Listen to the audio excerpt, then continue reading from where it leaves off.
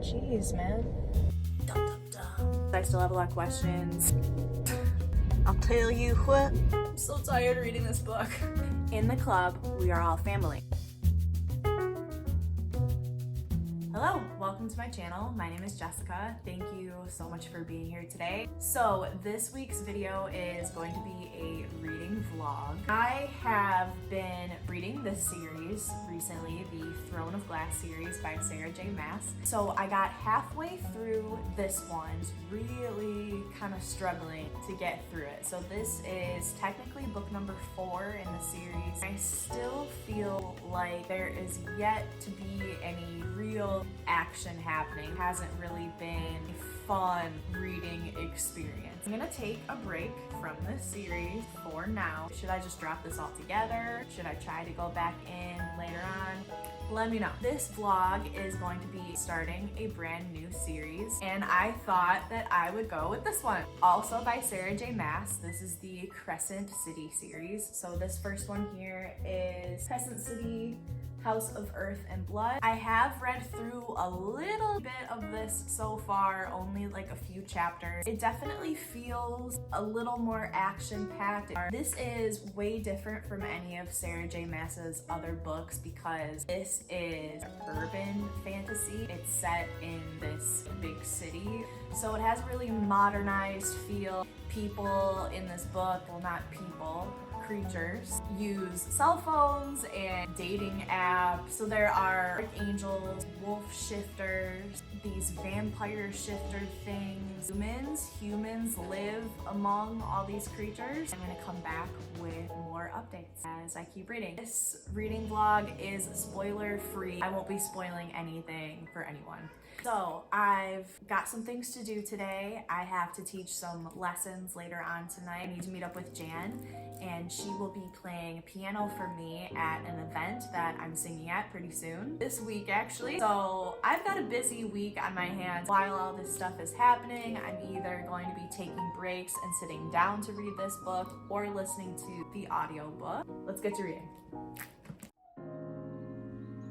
So I just realized I never really gave a description of the main characters. Oh, I want to hop on here real quick and talk about that. So our main female protagonist here, her name is Bryce. She is half human, half fae. Her bestie is Danica. There is a little bit of tension between Bryce and Hunt. So Hunt is an archangel. He's a fallen angel. He's known as the Umbra Mortis, and Danica is a wolf shifter, and she's part of like this wolf pack. The story starts out with Griffin Antiquities, where Bryce works, and the Luna Horn is this magical object that she needs to find. Even though I do understand like what it is, I still have a lot of questions.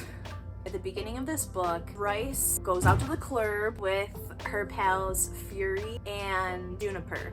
So the girls are out at the club. But in the club, we all fam. In the club, we are all family. She's out in the club, living it up. Party time. And then she comes back to the apartment and she finds that Danica and Connor, he's also a wolf shifter, they have been killed by some kind of demon creature. So Philip Briggs is a human that was recently released from prison. A lot of people are thinking that he summoned this demon. So I'm about like 22% done maybe. Just found out that Rune, her cousin, he has been sent on a mission to find the Luna Horn as well. There's also this thing called the Summit that is happening with all the archangels. I'm still getting used to this world. I think like as a whole, it's called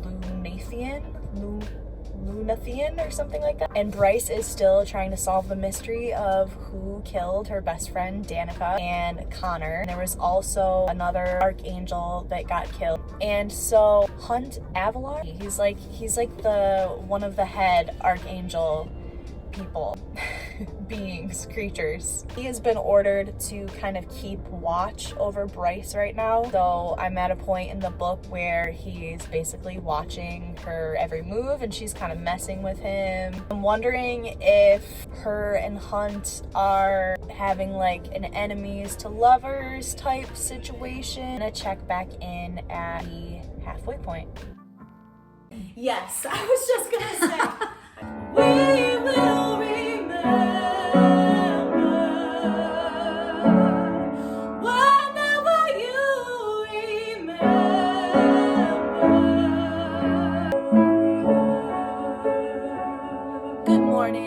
is now Tuesday. I need to get some stuff done today. I need to make a couple appointments, so I have to make some phone calls. I hate doing that, so I'm gonna do that first. If I have time before work today, I want to do a book unhaul. There are so many books on these shelves here that I have not read, and some of them I know I'm not going to read. So what I want to try to do today is unhaul all my books and then drive around to find some little free libraries around the neighborhood and see if maybe I can do a little trade-off. Sometimes you can find really great books in those little libraries. I found The Hobbit. I also found You Deserve Each Other. Sometimes you can find some gems. So I just made a phone call that took me about 3 minutes, and I've been putting it off for months. Oh my gosh, why is it always just like the simplest of tasks, really? I don't want to do that. Because it's a phone call. I feel very proud of myself. Let's see what we've got here that I'm thinking I want to give away to a little free library. This is called The Restaurant by Pamela Kelly, about 3 sisters. Grew up together in Nantucket, but Mandy is the only sister that stayed there. Their grandma, when she passes away, leaves them a restaurant that they're in charge of. This one, Bunny by Mona Awad. I've heard so many things about this book. I know this is kind of like a creepy, dark academia type story. I think this is about a sorority, and all the members of the sorority call themselves Bunny. I've heard this book is just like a wild, scary, creepy ride. I'm intrigued by this. I don't know if I'm actually ever going to get to it. I have these 3 books here by Anita Shreve. One of my friends actually gave these to me. So sorry. I don't think I'm gonna get to these. So romance, I usually go for the silly stuff, like a rom-com. We have The Last Time They Met, Strange Fits of Passion, and Where or When. We Were Liars. I've had this on my shelf for definitely over a year. I'm not that intrigued to read it. So this is a YA thriller mystery story. I think it's kind of got like Outer Banks type vibes. All these kids are spending a summer on this beach. This is the map of their summertime estate. I don't think I'm gonna read this one. The Husband's Secret by Leanne Moriarty. I believe this is kind of like a mystery thriller. Imagine your husband wrote you a letter to be opened after his death. Something with the potential to destroy not only the life you have built together, but the lives of others as well.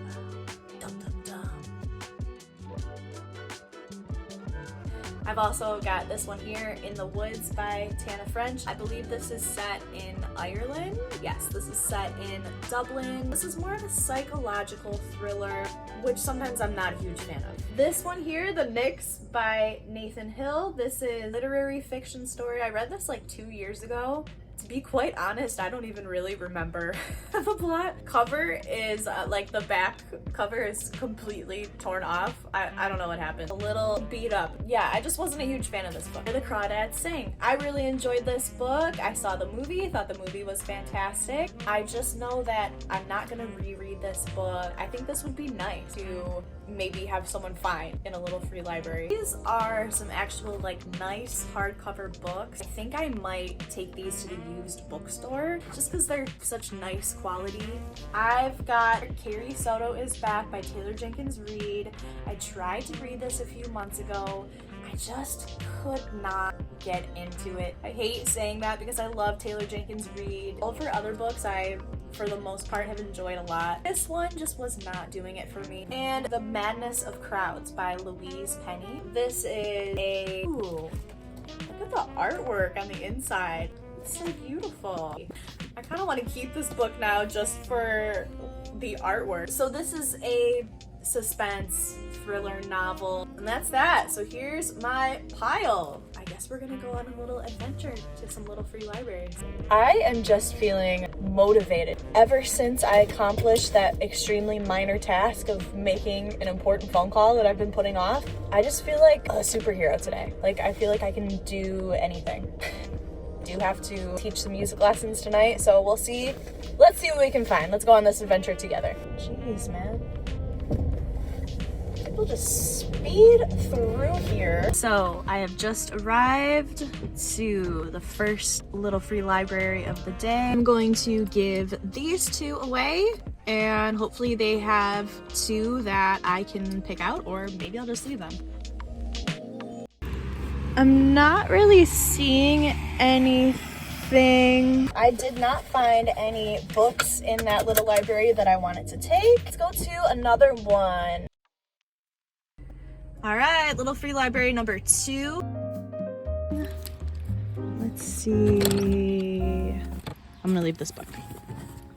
Okay. We are at little free library number 3.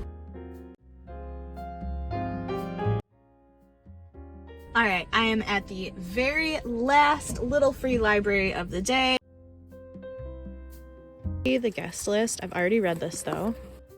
No luck. So I'm gonna take a little break from this little free library excursion and just take the rest of the books to a used bookstore. Let's go do that.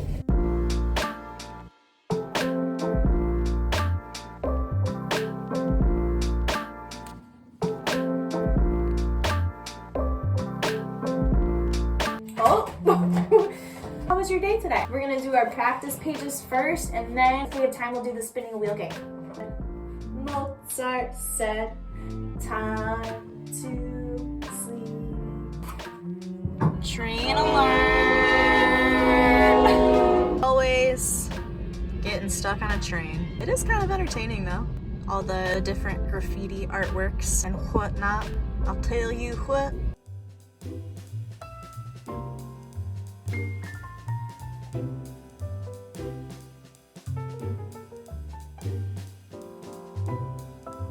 I'm kind of at the halfway point for this book right now, so I just wanted to jump in and say some things about that. I'm about 400 pages in. The book is so long. It's 803 pages. I feel like there still hasn't been that much action that's really happened. I feel like this is common with all of Sarah J. Maas's books. They are always like a lot longer than they should be, in my opinion. It's so long. It's also the middle of May, and now I'm at the point where I'm like itching to get into a bunch of summertime romances. So I feel like I'm in a little bit of a slump with this one. So far, I think I do like it more than the Throne of Glass series. Definitely not more than Akotar though. That's still my fave. I do understand why Bryce needs to find the Luna Horn and like what the power is behind it. I'm not gonna say anything about it because I just don't want to spoil this book for anyone. So Hunt, he does have a backstory and a love story. Hunt was in love with Shahar, and Shahar is no longer with us because of this battle between her and Sandriel. Sandriel is also like really bad. He's supposed to be coming back to the story soon because the Archangels are having this summit.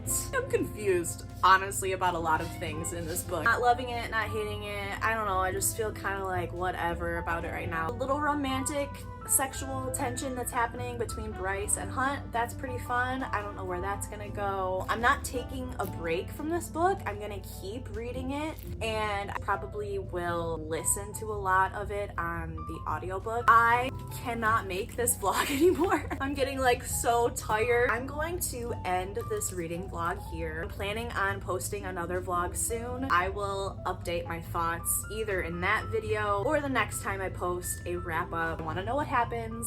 But book number 2, I don't know. Used bookstore haul / library haul time. Let's take a look at what I got at the used bookstore. So I have a couple here. This one is Blackout, and it's written by a lot of different authors. I believe this is YA. It's just a collection of stories about a bunch of people in New York City during a blackout in the middle of the summer. It says, even love stories can glow when the lights go. Blackout. And then I got Troubles in Paradise by Elin Hildebrand. This is a part of the Winter in Paradise series. Look, now I have all 3. Winter in Paradise, What Happens in Paradise, Troubles in Paradise. I know these are kind of like mystery / thriller books with a little bit of romance. I have not read any Elin Hildebrand yet. If you have, again, please let me know in the comments. Let me know what you thought. So I have Heartless by Marissa Meyer. This is a YA fantasy book, and it's a retelling of the Queen of Hearts from Alice in Wonderland. So cute little spin on that story. And then I have Hook, Line, and Sinker by Tessa Bailey. I know that the first one in this series is It Happened One Summer, so I do want to read that first before I get into this one.